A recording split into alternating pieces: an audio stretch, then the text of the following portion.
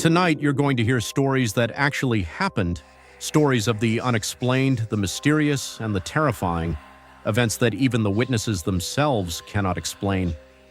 Stories that will make you question what is real and what is not. Are you ready to enter a world most people refuse to believe? When I was 10, my father took my sister and I on a trip to Virginia with his girlfriend. They picked and booked a hotel known for its ghosts and haunting and did not tell us. When we got there, it was pretty old, in great condition, but decorated and looked like something from the 19th century. Once we got to our rooms, my father told my sister and I to not leave the room after midnight. He never said why, just not to. It was late, so we ate and turned in for the night. We had picked up fast food on the way in. That night, I couldn't sleep, so I got up. I started to wander around the hotel. I went to the end of the hallway and saw a boy, about my age, in a button-up shirt and trousers. He looked like an employee, but was too young to be. I asked if there were any video games in the hotel. He looked at me oddly, then nodded, yes. I followed him down the stairs and into the basement of this place. It was dark except for one room.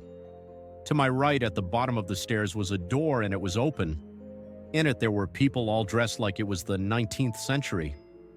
I didn't catch this at first. When I did, I thought it was like some sort of time period fair, like the Renaissance fairs. A man walked up and appeared to have a conversation with the boy. He nodded his head. They all looked at me and smiled. There were carnival games and gambling games you'd find in the 19th century there. The boy took me to a game, something like Plinko. Drop a circular piece of wood and hope it lands in a place for a prize. At this point, I'm confused. There is light, more like fire than electric.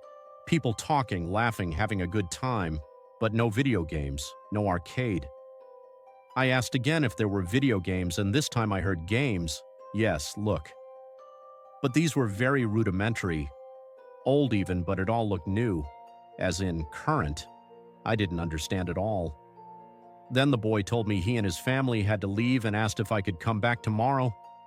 I shook my head. I knew we were leaving. I said so and thanked him for showing me the recreation room. He walked me back to the staircase and told me to go back to my room. He also said I didn't want to be down there alone when the lights go off. He said it could be dangerous. He then walked back to his family. They all waved from inside the room. In fact, every single person I could see had turned to wish me goodbye. It was odd. I walked up the stairs, went back to my room, and went back to sleep. The next morning, I was telling my story to my father's girlfriend, and she became angry. She accused my father of telling me, but never said what. While my father professed his undying love and innocence to her, the woman behind the counter came around and talked to me. She had me explain and describe everything. While I was doing so, she grew pale and her eyes kept widening. She took a folded pamphlet from the desk and handed it to me, told me to read it. I did. It explained that this was a haunted hotel, that the ghosts can be seen after midnight, and it had an old newspaper clipping reprinted in it.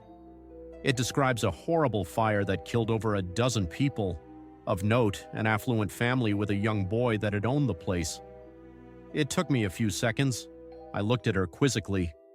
She asked me to take her where the boy took me, so I did. Now my father and his girlfriend are still arguing, and my sister is sitting on the couch behind them in the lobby. The woman asked permission, and this was when my father's girlfriend stopped talking and looked at us walking down the hall. She followed. My father followed her. My sister stayed on the couch. We walked to the end stairwell and went down. To the right there was a door. It was closed. She unlocked it, swung it open, and it was empty. Not a thing was in it. No games, no people, nothing. Not even the warm firelight, and it hit me. I wasn't afraid, but I was beyond confused. My father had always told me there were no such things as ghosts, but I had just spent time with them. She asked me, "Is this the room?"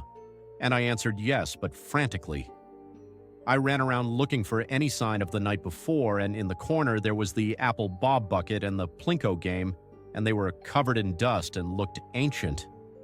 She said to me, "Are those the games?" And all I could do was nod. It was as if I lost my voice. We all walked back to the lobby where my sister was sitting looking at a highlights magazine. My father's girlfriend says, and this finally sealed it for me, "We booked this place one night. They are booked solid a year in advance. We were lucky to get this one night, and instead of seeing anything, your kid sees it all. What a waste," and proceeded to storm off to the car. The woman from the front desk was part owner, not an employee, and she explained it to me. There was a fire that killed some prominent members of the town during a carnival that went inside due to rain. At the time, it was a house, not a hotel. Well, mansion, really. And those people I met were the original owners and the people that had built the house to begin with. She said it was an honor, that only one other person ever got to see that. The last moments before a drunk knocked over a lantern and started a fire that killed many people. A moment in time forever etched into the very building itself. Her husband had that pleasure, and it's what drove him to buy and renovate it to begin with. She bore witness to unexplained phenomena, but she never knew the truth of what her husband experienced until I told her what I experienced. Seems my father's girlfriend wanted to experience the paranormal and booked this place. My father wanted to see the caverns and mountains and go fishing, so he agreed. They didn't tell my sister and I so we wouldn't be frightened. The big thing was to not leave your room after midnight. The drive to the hotel we spent the next weekend was uneventful, but I will never forget that as long as I live.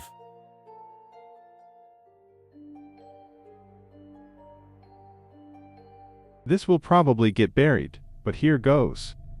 I have experienced many things in my childhood house. Mostly noises, strange feelings, physical objects moving without explanation, and on two occasions a presence that was sitting on my legs, not sleep paralysis. Most of these things would take place in the middle of the night, specifically at exactly 3:13 a.m. The following is the only account of when I have seen a paranormal figure with my bare eyes. I was about 25, maybe 26 by this time.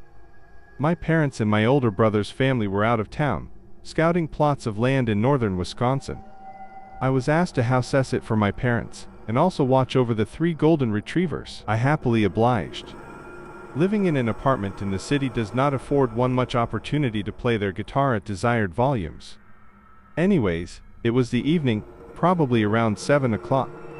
I was in my parents' basement, practicing guitar. I could hear the 3 dogs upstairs, who suddenly started to bark and run around the house. Unusual. Like a herd of buffalo, they thundered down the stairs into the basement and sprinted straight for me. I was about 30 feet away from the staircase. No sooner had they reached me that they all immediately sat down. 2 on one side, 1 on the other. All 3 were suddenly and simultaneously calm, all 3 with their eyes intently fixed on the staircase. Now mind you, this was strange, but I had spent the majority of my life in that house, experiencing similar unexplainable phenomena.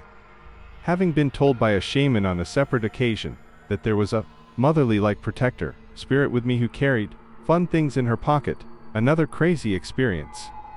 I tend to just chalk these phenomena up to her benevolent presence and move on, even though I am certain that it isn't always her. Just makes things easier swallow. Anyways, I got on the ground with the dogs, pet their heads and reassured them with my voice. Don't be scared, it's okay.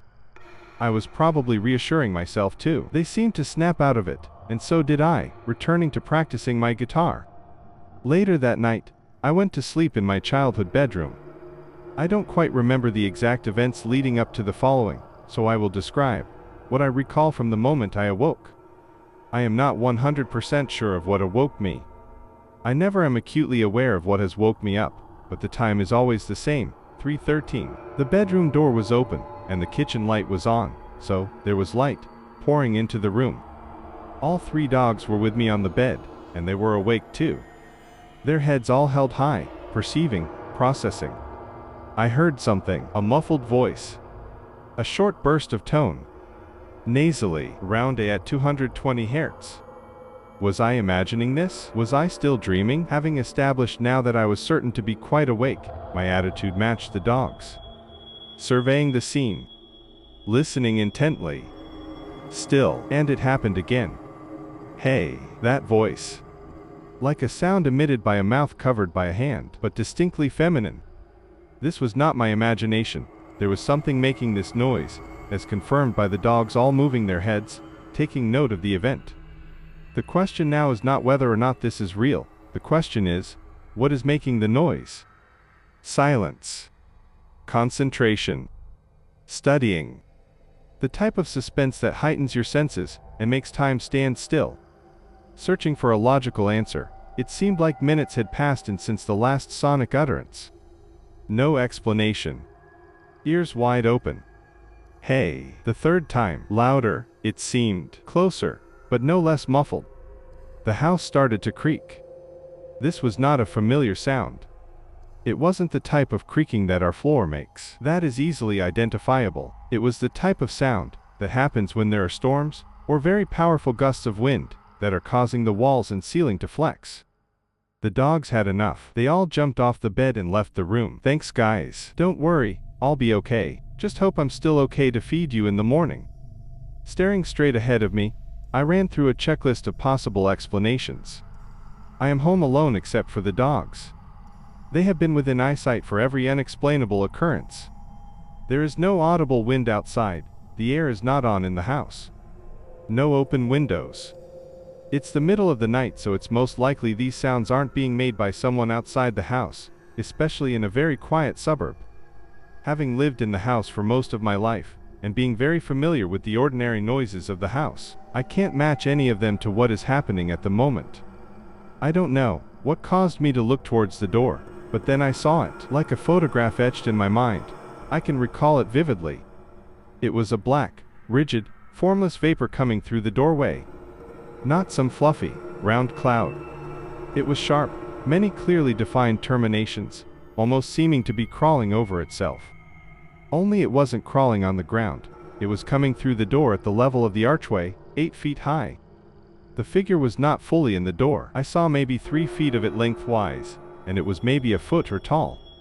While the tentacle-like protrusions of blackness were very sharp, its movement was strangely smooth and deliberate. Not quite like moving through water or floating through air, both of which would seem clumsy in comparison, very hard to explain. After approximately 2 seconds, the figure quickly collapsed on itself, while simultaneously disappearing through the wall. Again, I sat there for a long time, trying to assess every possible explanation, reviewing all the events in my head. I could not find a logical explanation, and even in retrospect, there is no answer. I am convinced that I saw what is commonly referred to as a shadow person. So many other noteworthy stories, but this was the only time that I have seen an entity with my bare eyes.